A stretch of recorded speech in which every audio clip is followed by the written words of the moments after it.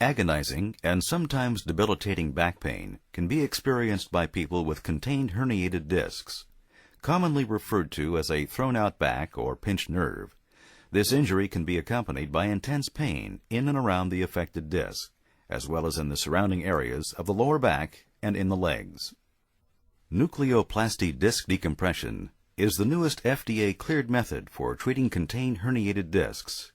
The nucleoplasty procedure is least invasive of all these procedures. Patient is placed in prone position, then we tilt the patient, place a roll blanket, get an oblique view of the spine.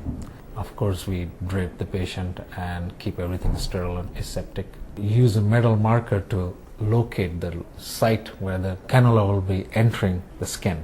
The location is typically just lateral to the cell heart. You can see on the screen of the image intensifier of the articular process of the vertebral body below the disc level you intend to enter. We are going to infiltrate the skin, raise a small skin wheel, and you just need a very small amount.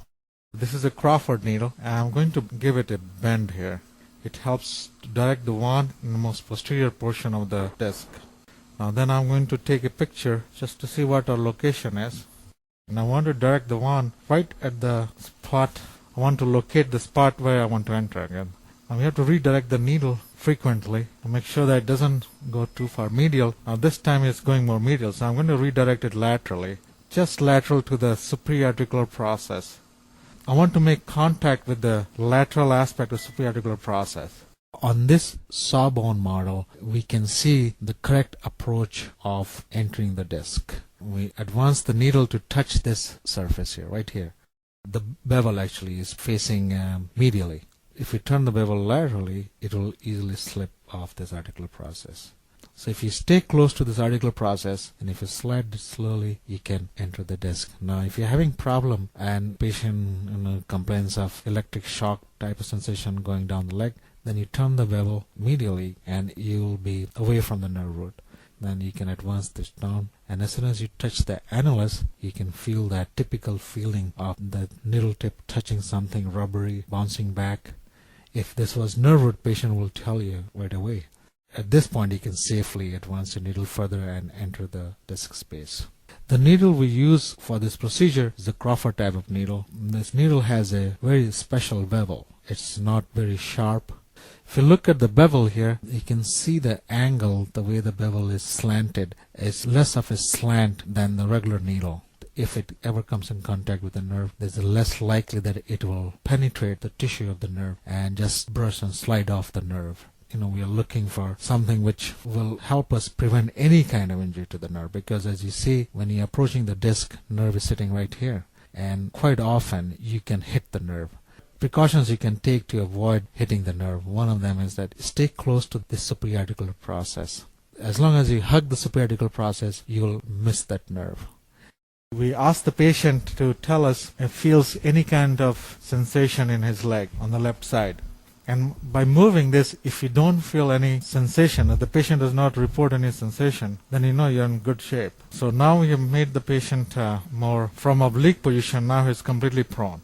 Now this is the AP picture, and what I'm looking at is what is the location of the tip of the needle. I may have to direct it medially, laterally, inferiorly. So we will take the two-dimensional picture. Now let's take the lateral picture of that. Idea is to enter the disc at the equator. You stay away from the end plate. Where we see that we are at the posterior edge of the disc space, actually quite a bit out. But we want to make sure that you don't want to be too far medial, because then you'll end up in the spinal canal. What I'm going to do, I'm going to direct this needle slightly inferiorly. Now here I'm touching the bone. That means I'm touching the superior articular process facet. So I have to redirect the needle laterally.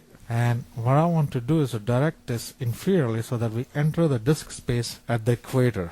We enter the disc space right at the center. I'll advance a little more, and I can feel it when I'm going through the disc. You can really tell when you enter through the disc. Now that's the ideal entrance for the disc, right in the center. This patient has a very good disc height for this kind of procedure.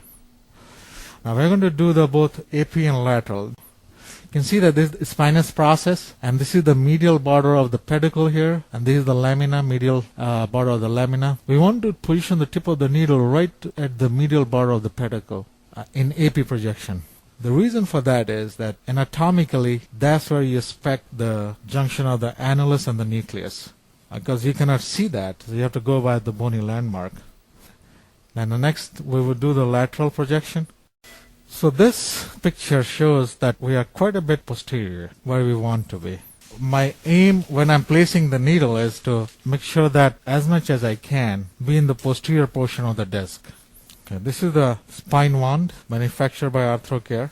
This is the active tip, and there's a small portion which is insulation. And actually this active portion of the tip is the one which does the ablation and the coagulation. Now I'm going to take a look at that in lateral, see how far front I am. So that looks really good. Not too far in the front. I have a room to pull this needle out slightly and see if I can advance this even further. So I always want to check both AP and lateral direction. Now you can see that the tip of the needle is reaching this line here. If you draw the imaginary line joining all these pedicles, the tip of the wand actually, and I cannot advance it any further. That basically tells me that I'm touching the annulus. We are basically going through the entire portion of the disc from left side to the right side and going across through the nucleus. Now, one thing I want to make sure that I am not too far in or too far out. So I want to check the position of the needle again and make sure that I'm right at the junction. It looks like I'm right at the junction. I still have room to pull this out slightly. Okay, so we made the final adjustment. We know we are in pretty good shape. We'll do one more final check in lateral and make sure that we are not out of the annulus. You want to make sure that you're in the disc. The needle tip is just entering the disc space, just annulus. So looks like very satisfactory needle position. We'll proceed with the insertion of the wand. Now this is the depth that I reach, and I cannot go any further. You can see this depth stopper. This basically tells you that stop, don't go any further. Now, if I try to push any more, I cannot. One thing I want to point out is that the wand, the needle, is in the center of the disc. In that way, you have a safety zone between the end plate and the disc space. So if there is any heat, first of all, there's very minimal heat. The temperature ranges between 40 to 70, but mostly it's 40s. If there is any chance of heat doing any damage, it's completely out of the question because you're so far away from the end plate. The spread of the heat is only a few millimeters. We are ready to insert the connecting cable to the wand. You have to align these dots, and then it will go quite easy. Now what I would do after connecting is look at the final picture, make sure the needle has not moved and the cannula and the wand, they're in the same position. So we'll take another fluoro. Looks like we are still the same at the same spot, so in pretty good shape. Now for starting, I want to show you, this is the dark marker here, and when we have wand out this far from the cannula, let's take a look where the tip is. You can see that how far out the tip is. So much of the tip is out. So even if you come this far, you're still in the safe zone because the active portion is this tip of the wand actually. And then there's insulation. So if you come this close, you may conduct electricity to this metallic cannula this far. So in that way, there's no question that you are in the annulus. This is how far deep you'll get. And the distal end of the wand is going to, of course, touch the annulus. And during coagulation, you're going to pull it out slowly. So we set the power at 2. So what I do is pull it out to the starting point just at this marker. You can gauge it from the fluoro picture that you don't want to be too far out, otherwise you'll be in touch with the cannula. So now I'll give a quick tap on the pedal and ask the patient if he feels any kind of jolt. So that's in ablation mode. And then I put my hand here holding the needle, and that's how I stabilize the needle. You can use another hand and rest anywhere you want. Speed of insertion of the wand should be such that you don't delay. If the wand stays at one particular point, it can generate heat. Then what we do is step on the pedal, and you have to be coordinated. Step on the pedal and move your hand at the same time. And then next step is pulling the wand out, and that usually typically is 10 seconds. The rate of pulling out the wand is at 5 millimeter every second. We change it to 2 o'clock. We started with 12 o'clock, now we change to 2 o'clock, and then we repeat the process. Nucleoplasty disc decompression reduces the volume of the spongy nucleus within the herniated disc. As a result, pressure on the weakened shell of the disc is relieved. The shell typically returns to a more natural shape, and the source of the nerve root irritation is either minimized or eliminated in most cases. Using a minimally invasive catheter and standard imaging technology that helps the doctor visualize inside the patient's disc, an accurate 1 millimeter pathway is created for the radio wave transmitter to be placed directly into the nucleus of the disc. Radio wave signals pass through the transmitter from a tabletop generator several feet away, then through the tip of the transmitter and into the spongy nucleus of the herniated disc.